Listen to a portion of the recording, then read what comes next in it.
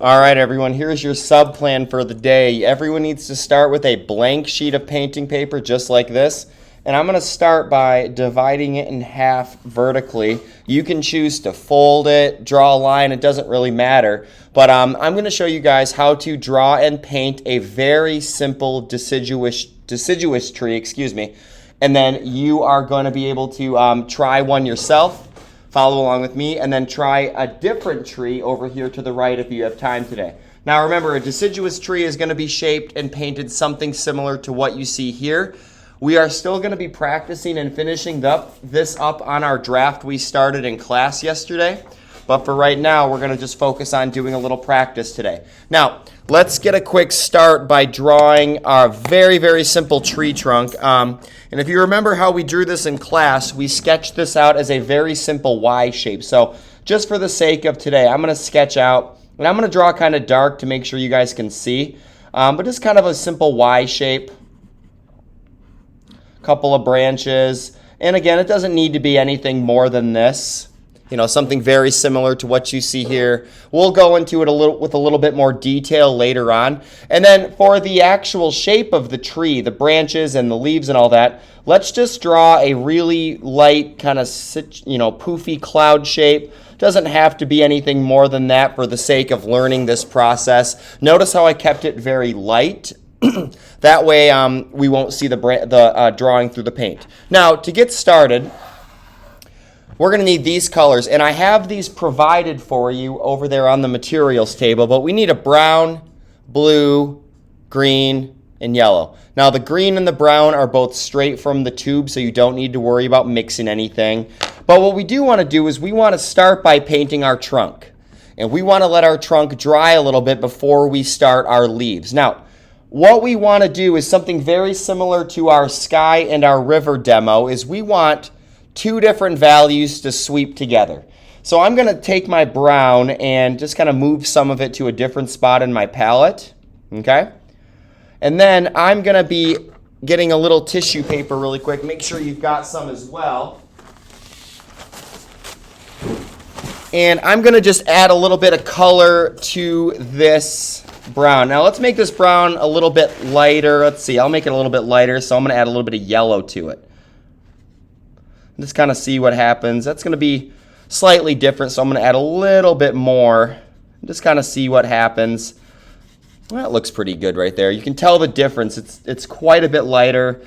And if you ever want to test your colors, please feel free to. Here's what the brown looks like on its own. And then give my brush a quick dry. And then the yellow brown, it's a bit lighter. It looks quite a bit different right there. But again, you could do, add blue to it to make it darker if you want.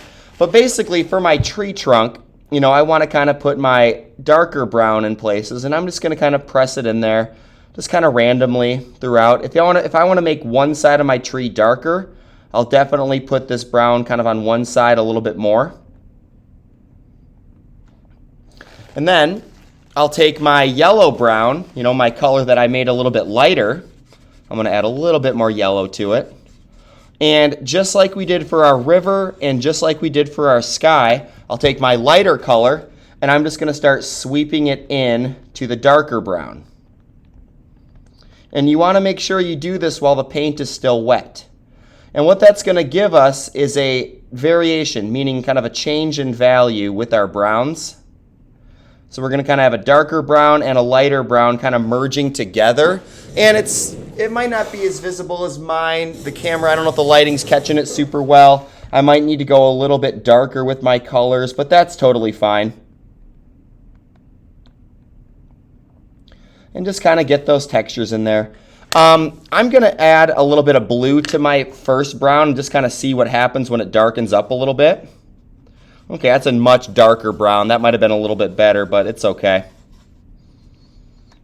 So, I could sweep in a little bit of dark brown in there too. There we go. That's going to start looking a little more interesting. So, I don't know. The goal is to not necessarily look for realism, but we want change in our color. You don't want to just paint it a flat, solid brown. We want to kind of be mixing in lighter and darker values. And again, if you want to actually try to get shadows looking a little more realistic, you can put them on one side of the tree a little bit more. That starts to look kind of nice. You kind of see it. Don't worry about the bottom either. But just kind of for some practice, if you want to add more branches, you're more than welcome to. But that's kind of how we would paint the tree trunk to a degree. Now, you can let that dry, and you can go back in with darker colors and actually paint tree bark lines. That's kind of a thing you could do. You could take a really dark brown and paint like a hole in the tree for maybe a raccoon or an owl to live in. But whatever you decide to do, you're going to want to let this dry just a little bit more. So using that same sweeping technique while the paint is still wet, because once it dries, it's pretty hard to get this nice blend. All right, so that's not too crazy. That's pretty self-explanatory. Now, while this brown is drying, you can go ahead and try drawing another tree over here and painting it as well. You know, you can add more branches. If you want to try doing like a palm tree or something, I don't know, it's up to you.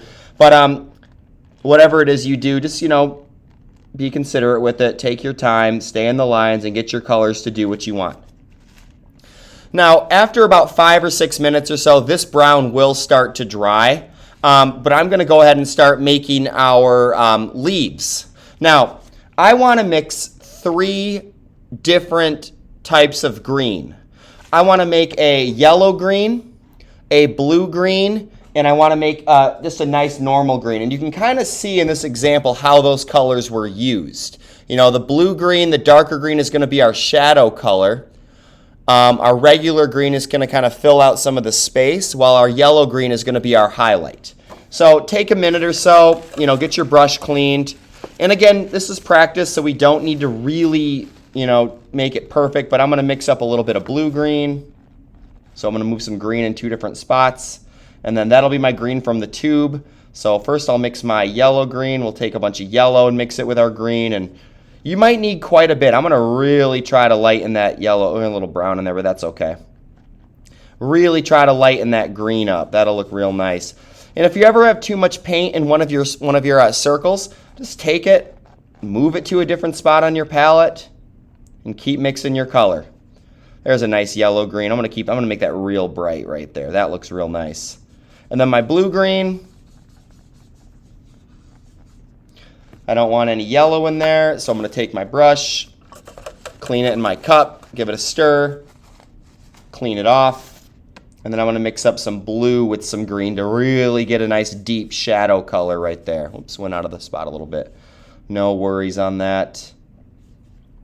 I'm going to add a little more green back to that, just a tiny bit more to make it the value I want. No rush.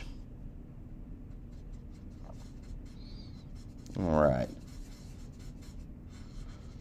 Now, we're going to Bob Ross this up. So, any brush will do, but we don't want to use the really skinny fine point brushes. Like any brushes kind of in this shape with kind of the wider bristles will work really well for this. Now, what I want to do is we're going to just imagine our light source is coming from up here. I'm just going to put a little, actually I don't have any yellow, so I'm not going to worry about it. But what we want to do is we're going to put our shadows down first. So I'm going to take my blue-green right here, and I'm just going to paint this by pressing my brush quickly like this. Just like that. And really, you don't want this to look like it's perfect.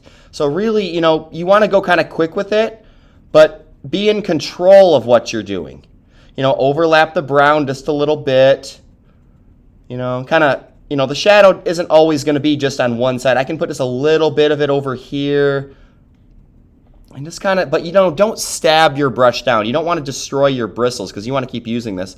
But make really quick, gentle presses on your paper like that. It's kind of like that.